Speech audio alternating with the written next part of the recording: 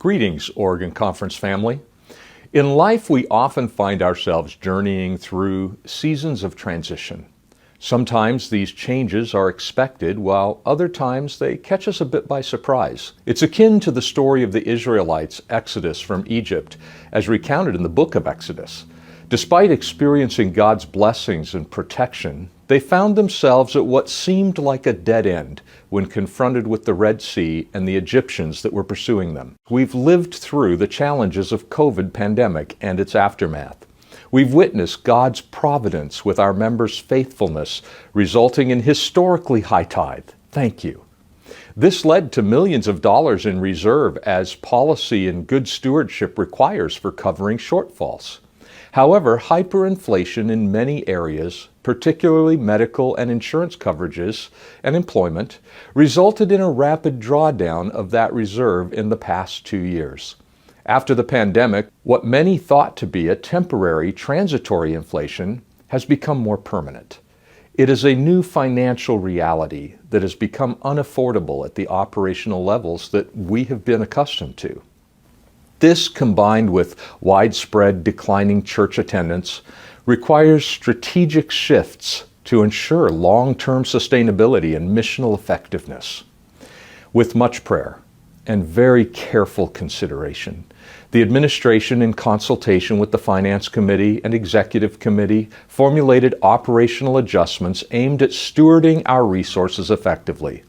These adjustments include a general freeze of hiring for the office and pastoral positions, a freeze of total remuneration of all employees, reducing numerous operational expenses, increased cost sharing of healthcare expenses of locally funded employees, a slight decrease in the percentage of educator expense paid by the conference, and the very painful necessity of a 20% reduction in office personnel and pastors in the field.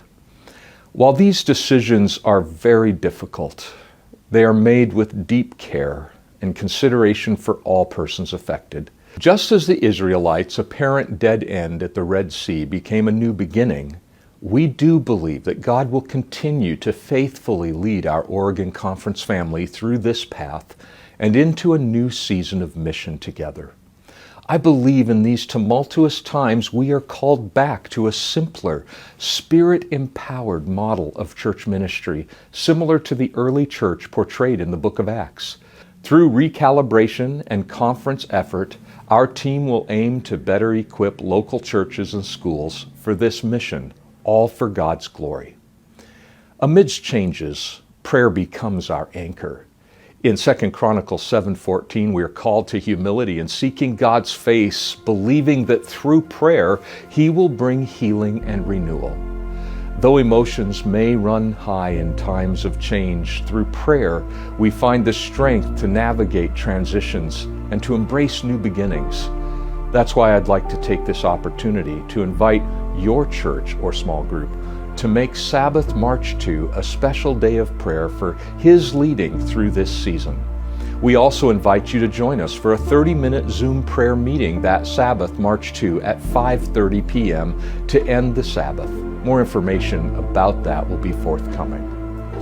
Finally, let's hold fast to God's promise for us in Jeremiah 29:11, where He says, "For I know the plans I have for you, plans to prosper you and not to harm you, plans to give you hope and a future." With humility, prayer, and anticipation, let's move forward trusting in God's faithfulness to fulfill His purpose in and through the Oregon Conference and your life and mine.